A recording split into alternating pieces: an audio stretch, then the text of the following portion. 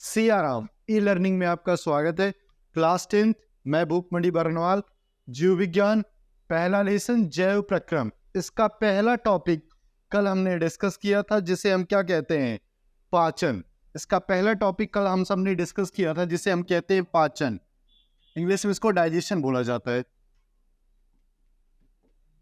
और पाचन का सीधा सा मूल क्या था? जटिल अणु, जो हमारे भोजन के जटिल अणु होते हैं वो सरल अणुओं में क्या करते हैं, टूटते हैं या सरल अणुओं में बंटने का काम करते हैं।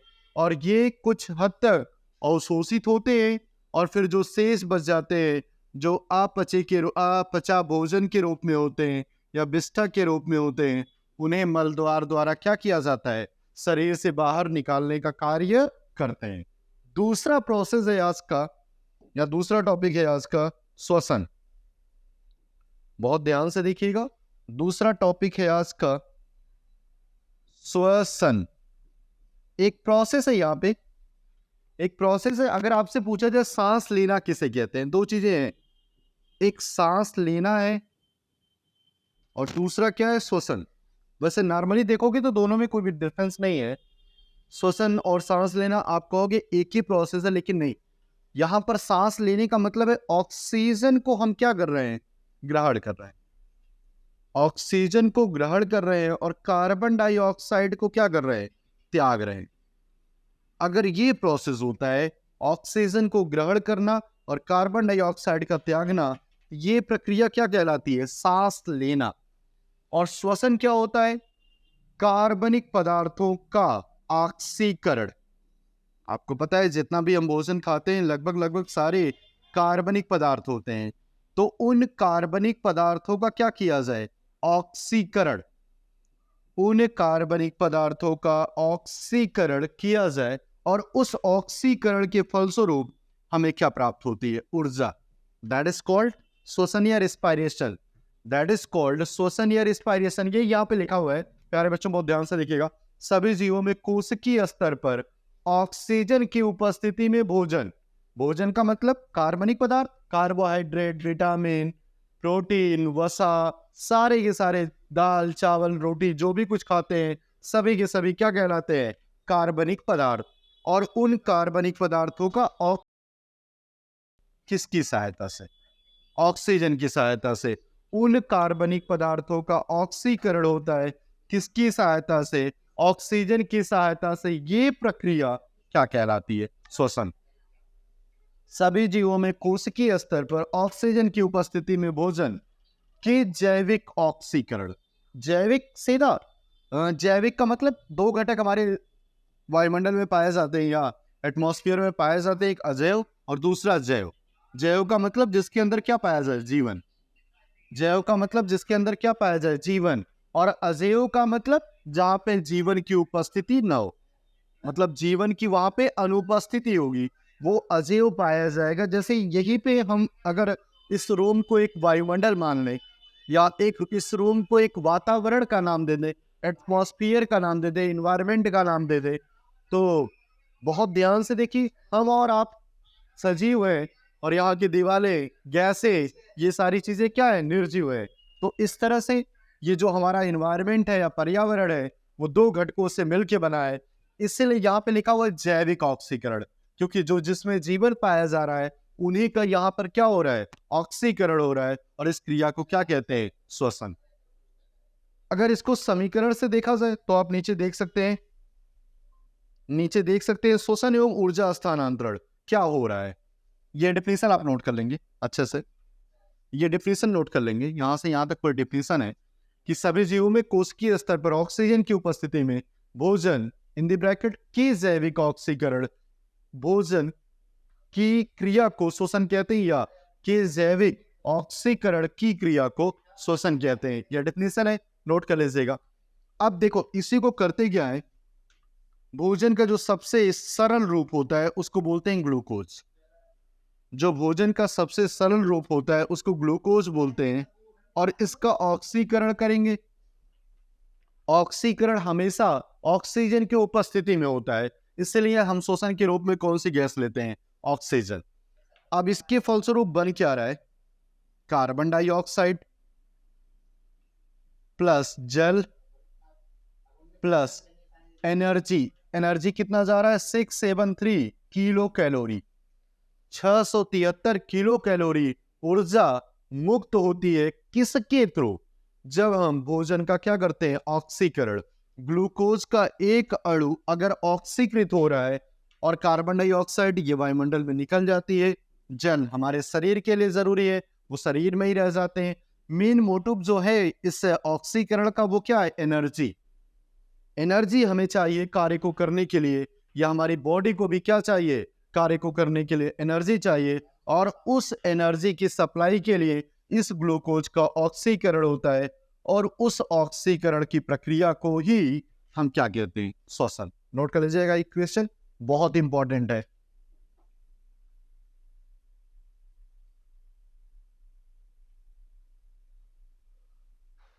चलिए आगे बढ़ते हैं। देखिए यहां पे लिखा भी है, श्वसन एवं ऊर्जा स्थानांतरण। श्वसन एवं ऊर्जा स्थानांतरण, ये ग्लूकोज का फॉर्मूला है।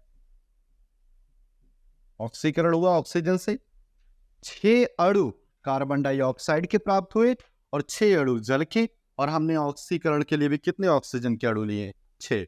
और हमें एनर्जी कितना मिला है? 673। ऐसे को और एटीपी के फॉर्म में लेके चलेंगे तो 38 एटीपी, 38 एटीपी हमें प्राप्त होता है। और एटीपी क्या होता है? ये ऊर्जा का सिक्का होता है, जिसके रूप में किसी सेल के माइटोकॉन्ड्रिया में एनर्जी क्या होती है? स्टोर करने का कार्य करती है। अब यहाँ पे देखिए श्वसन के कितने प्रकार होते हैं? 2। पहला ऑक्सी श्वसन, और दूसरा कौन सा हो जाएगा? अनाक्सी श्वसन। ऑक्सी श्वसन को क्या कहते हैं? कोशिकीय श्वसन, क्योंकि ये हमारी सेल्स में या कोशिकाओं में होती है, जिसके डिफिनेशन है यहाँ पे, बहुत ध्यान से देखिएगा।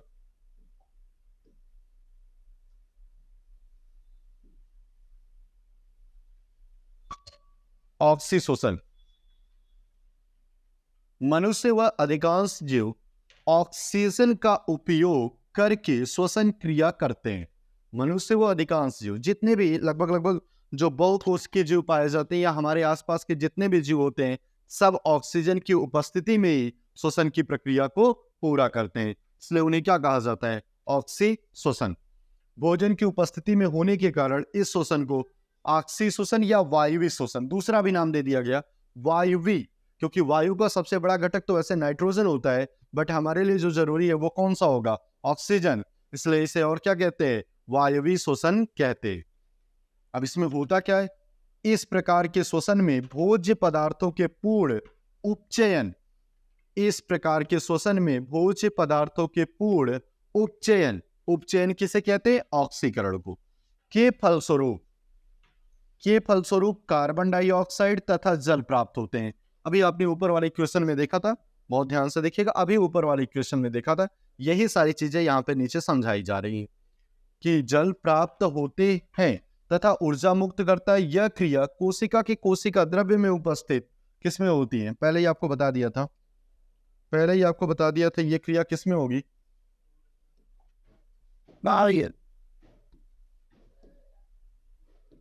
पहले ही आपको बता दिया था ये क्रिया किसमें होगी? माइटोकॉन्ड्रिया। ये क्रिया आपके माइटोकॉन्ड्रिया में होती है, जिसे और क्या कहते हैं? कोशिका का विद्युत गृह। जिसे और क्या कहा जाता है? कोशिका का विद्युत गृह। माइटोकॉन्ड्रिया को हम क्या कहते हैं? कोशिका का विद्युत गृह या power house of the cell, जहां पे एनर्जी क्या होती है? स्टोर होने का कार्य करती है। तो जो ग्लूकोज के ऑक्सीकरण के फलस्वरूप 673 किलो कैलोरी ऊर्जा मुक्त होती है, वो ऊर्जा कोशिका द्रव्य के माइटोकॉन्ड्रिया में एटीपी, मैंने पहले ही बोला 38 एटीपी, जिसे ऊर्जा का सिक्का भी कहते हैं, 38 एटीपी के रूप में संचित होने का कार्य करती है। श्वसन क्रिया में ऊर्जा मुक्त होने के कारण माइटोकॉन्ड्रिया को कोशिका का ऊर्जा गृह, power house of the cell कहते हैं। ये कंडीशन होती है। तो ये पूरा का पूरा प्रोसेस आपका क्या कहलाता है? ऑक्सी श्वसन, जहां पे हमें ऑक्सीजन की आवश्यकता होती है। हमारे आसपास जितने भी मनुष्य और जितने भी बहुकोशिकीय जीव पाए जाते हैं, सब के सब लगभग क्या करते हैं? ऑक्सी श्वसन की प्रक्रिया को पूरा करते हैं। दूसरा देखा जाए अनाक्सी श्वसन या अवायु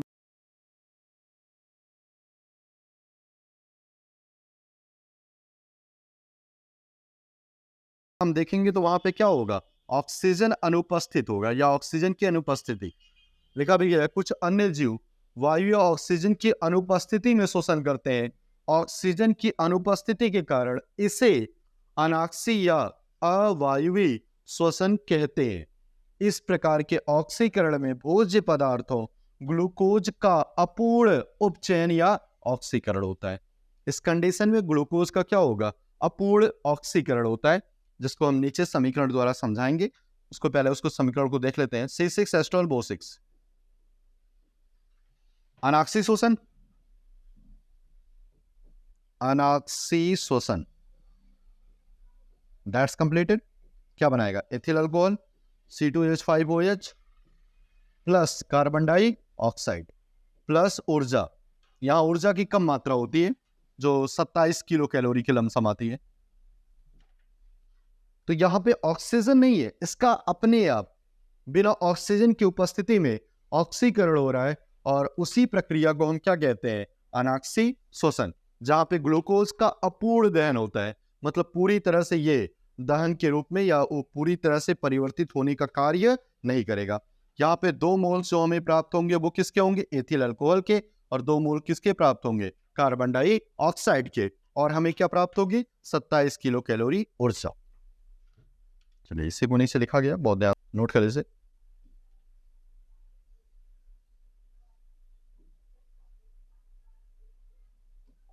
नोट कर लीजिए,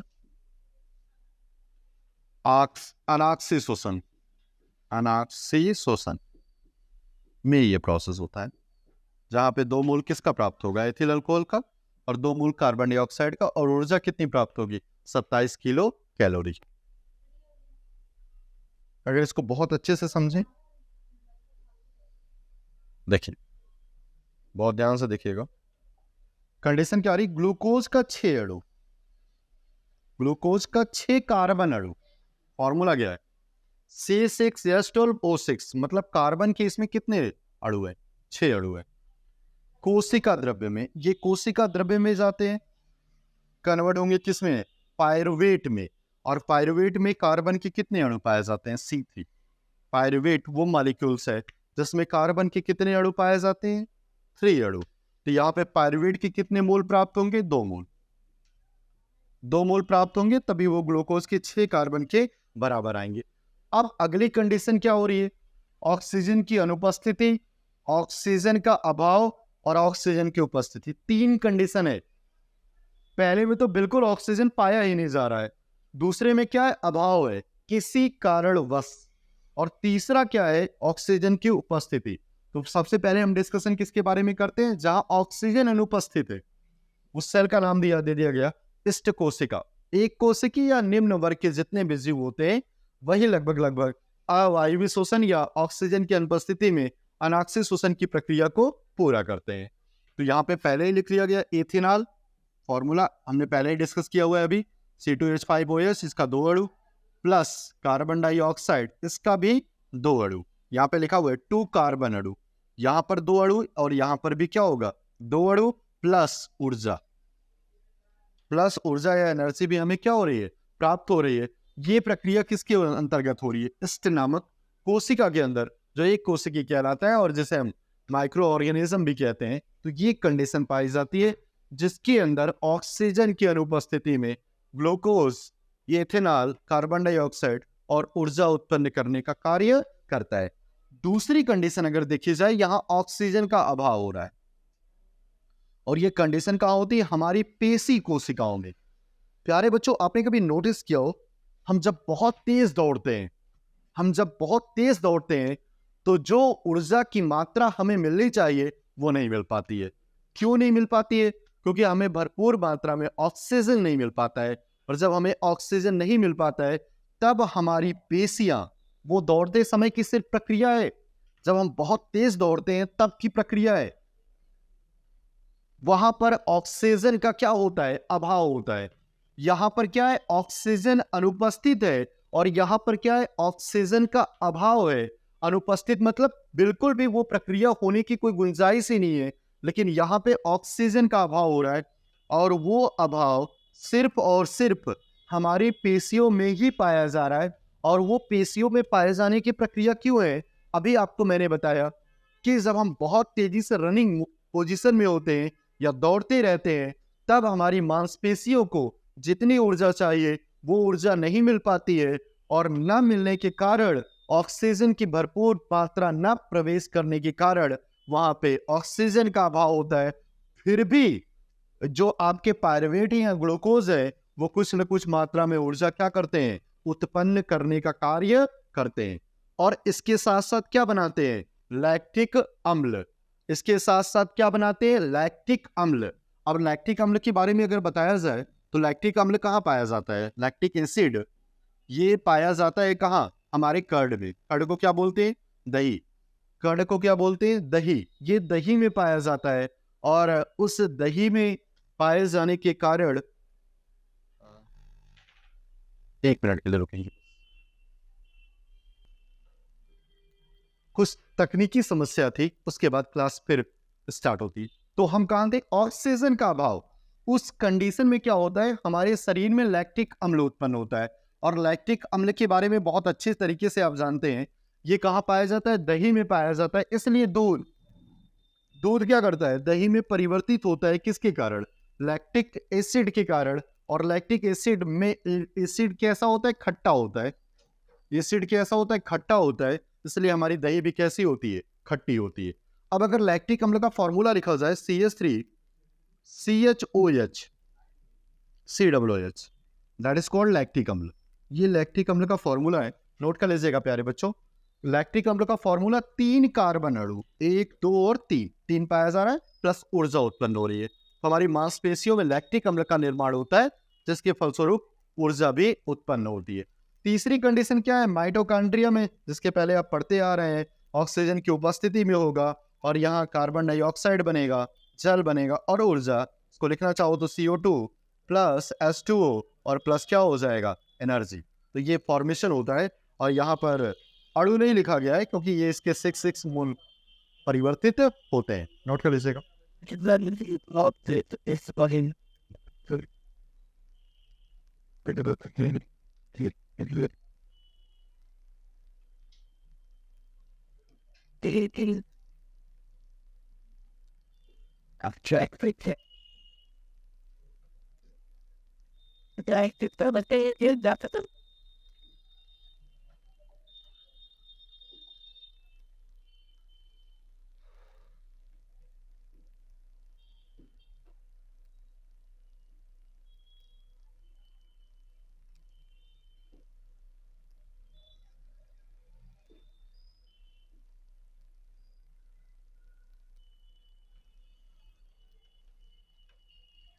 अगला टॉपिक हमारा क्या है? ऑक्सीशोषण। ऑक्सीशोषण और अनाक्सीशोषण में अंतर। जो ऑक्सीजन की 1 2 3 4 5 5 अंतर है। सपोज करिए ये क्वेश्चन आपके बोर्ड में आता है, यूपी बोर्ड के में, तो आप करोगे क्या? पहले नंबर देखो कि ऑक्सी और अनाक्सी शोषण के लिए नंबर कितना दिया है।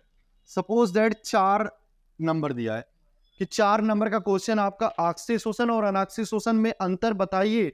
4 नंबर का क्वेश्चन आ रहा है, तो आप 1 2 3 एंड 4 4 लाइन क्या करेंगे? 4 अंतर लिख देंगे। आपको गारंटी के साथ बताना चाहूंगा पूरे के पूरे 4 नंबर मिलेंगे।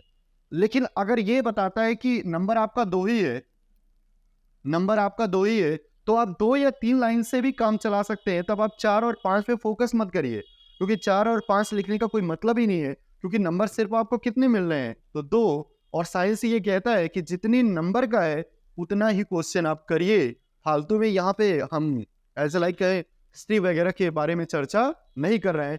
फैक्ट लिखिए, कम लिखिए, पूरे नंबर लेके जाइए।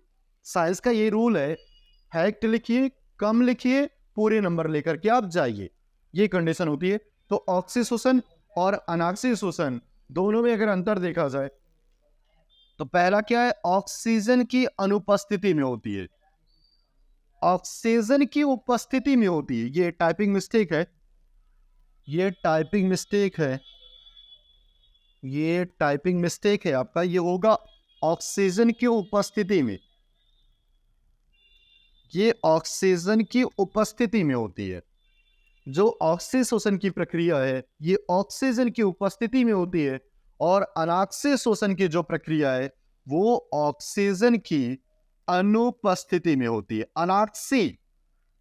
अनाक्सी से तात्पर्य है कि वहां पे ऑक्सीजन है ही नहीं, और जब ऑक्सीजन है ही नहीं तो ऑक्सीजन की हम कल्पना क्यों करें। तो यहाँ पे ऑक्सीशोषण ऑक्सीजन उपस्थित होगा, और ये अनाक्सीशोषण जहां पर ऑक्सीजन नहीं पाया जाएगा। दूसरा अंतर क्या है, ग्लूकोज के पूर्ण ऑक्सीकरण। ग्लूकोज के पूर्ण ऑक्सीकरण, यहां पे ग्लूकोज का क्या हो रहा है, पूर्ण ऑक्सीकरण हो रहा है, और उसके फलस्वरूप 673 किलो कैलोरी, उसके फलस्वरूप 673 किलो कैलोरी, जिसे 38 एटीपी में भी लेते हैं, 38 एटीपी ऊर्जा वो क्या करता है, मुक्त करने का कार्य करता है। दूसरा क्या है, इसमें देखा जाए इस क्रिया में पायरुवेट अम्ल के अपूर्ण ऑक्सीकरण, ये लास्ट में के नहीं रहेगा, इस क्रिया में पायरुवेट अम्ल के अपूर्ण ऑक्सीकरण के फलस्वरूप एथिल अल्कोहल तथा कार्बन डाइऑक्साइड बनते हैं, तथा 21 किलो कैलोरी ऊर्जा मुक्त होती है। यहां पर क्या होता है, 21 किलो कैलोरी ऊर्जा मुक्त होती है, और क्या बनेगा, C2H5OH और प्लस कार्बन डाइऑक्साइड, और ऊर्जा 21 किलो कैलोरी, और यहाँ पे ऊर्जा क्या है, 673 किलो कैलोरी। एक अंतर आप ये भी लिख सकते हो कि ऑक्सीशोषण में जो ऊर्जा मुक्त होती है ग्लूकोज के एक अणु के दहन से, वो आपका 673 किलो कैलोरी होगा, और अनाक्सीशोषण में 21 किलो कैलोरी ऊर्जा मुक्त होती है। अगला अंतर क्या है, बहुत ध्यान से देखिएगा, मैं कब से पढ़ा रहा हूं आपको कि 38 एटीपी ऑक्सीजन की उपस्थिति में जो दहन की ऑक्सीकरण की प्रक्रिया हो रही है, वहां पे जो 673 किलो कैलोरी ऊर्जा मुक्त हो रही है वो किसके फॉर्म में जा रहे हैं, 38 एटीपी के रूप में। 38 एटीपी के रूप में माइटोकॉन्ड्रिया में क्या करते हैं, संचित होने का कार्य करते हैं। फिर जैसी आपकी आवश्यकता होती है उस आवश्यकता के अनुरूप ऊर्जा को क्या करते हैं, खर्च करने का कार्य करते हैं। यहां पे देखा जाए इस क्रिया में कितने अणु मिले एटीपी के, एक अंतर ये भी हो गया, 2 अणु। इस क्रिया में एटीपी के 2 अणु प्राप्त होते हैं, और यहां पे 38 एटीपी के अणु। ये डिफरेंस है मेजर, क्योंकि यहाँ पे ऊर्जा की मात्रा भी कितनी है, 673 किलो कैलोरी है, और यहाँ पे ऊर्जा की मात्रा कितनी है, मात्र 21 किलो कैलोरी है। तो ये डिफरेंस था। अगला देखा जाए, इसमें कार्बन डाइऑक्साइड की अधिक मात्रा बनती है। इसमें कार्बन डाइऑक्साइड के कितने मोल्स हैं, 6। इसमें कार्बन डाइऑक्साइड के कितने मोल्स हैं, 6। अगर अधिक मात्रा बनती है, कभी पूछ लिया आपसे कि कितनी मात्रा बनती है, तो आप बता सकते हो 6 मोल्स बनते हैं किसके, कार्बन डाइऑक्साइड के, या यूं कह सकते हैं 6 अणु प्राप्त होते हैं हमें किसके, कार्बन डाइऑक्साइड के। इस क्रिया में इसमें कार्बन डाइऑक्साइड की कम मात्रा प्राप्त होती है। इसमें जो कार्बन डाइऑक्साइड प्राप्त होगी वो उसके 2 मोल्स प्राप्त होंगे। अपूर्ण दहन के फलस्वरूप यहाँ पे जो कार्बन डाइऑक्साइड की मात्रा होगी, यहाँ पे अधिक 6 अणु, और यहाँ पे कितने हुए, 2 अणु। ये अंतर है। अगर कभी पूछा जाए कि कितने कार्बन डाइऑक्साइड के अणु यहाँ पे प्राप्त होते हैं अनाक्सीशोषण के फलस्वरूप, तो आप आसानी से बता सकते हैं कि यहाँ पे केवल और केवल कार्बन डाइऑक्साइड के 2 मोल या 2 अणु प्राप्त होते हैं, और यहाँ पे 6 अणु प्राप्त होते हैं।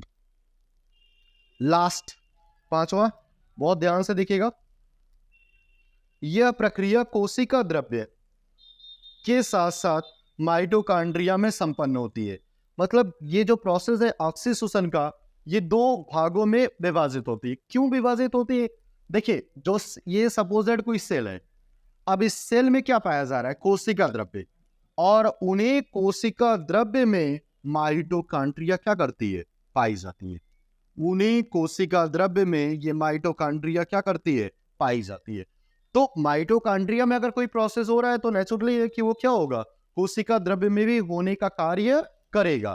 तो ये प्रोसेस कोशिका द्रव्य प्लस माइटोकॉन्ड्रिया दोनों में संपन्न होती है, जबकि ये प्रक्रिया जो अनाक्सीशोषण की है केवल और केवल कोशिका द्रव्य में संपन्न होती है, कोशिका द्रव्य में पूर्ण होती है। इस तरह अगर 4 नंबर का पूछ रहा है तो पूरा 5 लाइन लिखेंगे, और अगर 2 नंबर का पूछ रहा है तो 2 या 3 लाइन अंतर लिख करके आप क्या करोगे, छोड़ दोगे 2 या 3 नंबर जो है, नोट कर लीजिएगा।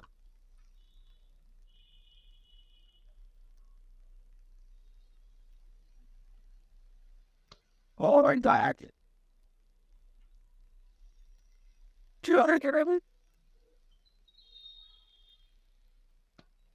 आशा इन्हीं पूर्ण विश्वास है आपको पढ़ाई जा रही है मेरी सारी क्लासेस अच्छे से समझ में आ रही होंगी। Thank you so much.